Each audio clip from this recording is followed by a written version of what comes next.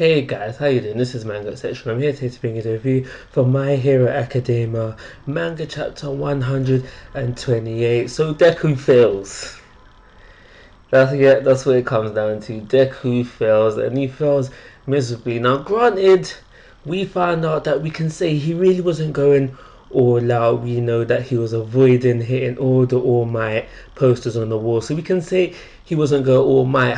Although I don't think even if he was going All Might, the end result would have been any different. I still would have, I reckon he would have failed to get the stamp from that eye and stamp the papers for himself. But despite all that, he does get his apprenticeship. We found out from that eye that he was going to accept Deku all along. He had no intention of not accepting him. As soon as Miri was like, "Yo, so I'm bringing Deku over."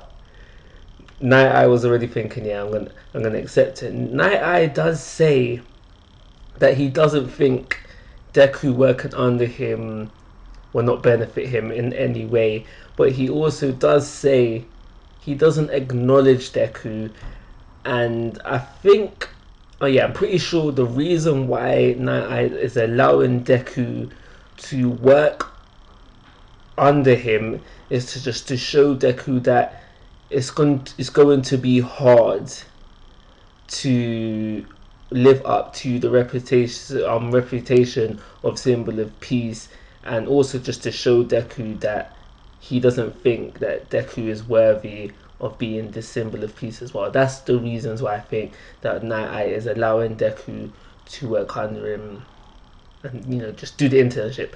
So after we find out all of that, they skip over to day one of the internship. They are on patrol. So we have Night Eye, we have, was it Bubble Girl? Bubble Girl, Miru, and Deku. They are doing some surveillance, and we basically find out they have heard about this guy that went to the League of Villains. Forgotten his name. I do remember that it begins with a K though, but that's all I remember. But they've heard about all that he's been doing up until now, but they have no evidence of this. So this is why they're on patrol on the streets.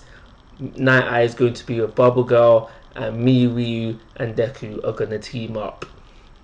I would have thought that Night Eye would have wanted Deku with him, but we're not getting that.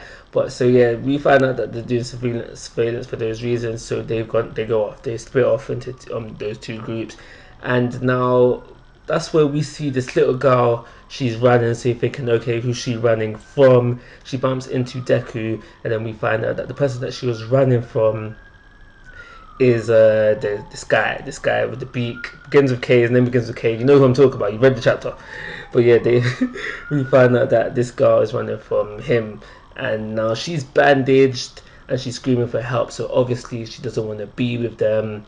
Now she's running to Deku. Deku's like, "Are you alright?"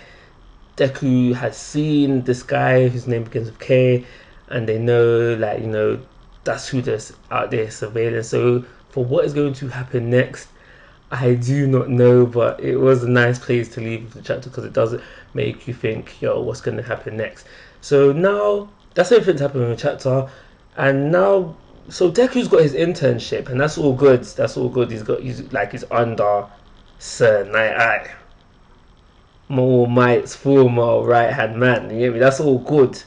But what I don't like about this is because Night Eye even says himself in the previous chapter, you're going to have lots of absences from school, approved absences from school. So that would mean, yo, where's the rest of Class A? How are they going to be making their appearances in arcs? Are they going to be left out of the story more now because of this? And I hope that's not the case, because I love me some Class A. I love me some Class A. So I hope that this is not the case. I hope they find some way to interweave them into the story arcs, because I don't want them to be left out, and I don't want to be missing out on them. I don't want them to be skipped over as well. So yeah, I hope that is a case where they like intertwined, or just I'm just overthinking things and they're not really left out as much as I'm thinking they're going to be. The last thing I do want to mention before I call it a review is that in this chapter we get to see a look at Miryu's hero costume. And the first thing I thought when I saw this hero costume is that we know that the hero tailors, they make these costumes for the heroes with their abilities in mind. And basically what I'm getting at here is I'm wondering is if this clothes stays on when Miyu is doing his thing, because I know his thing is good, but I don't want to be seeing like, if he was meeting Miyu as a girl and all this phasing and the clothes falling off, I'd have been all for it.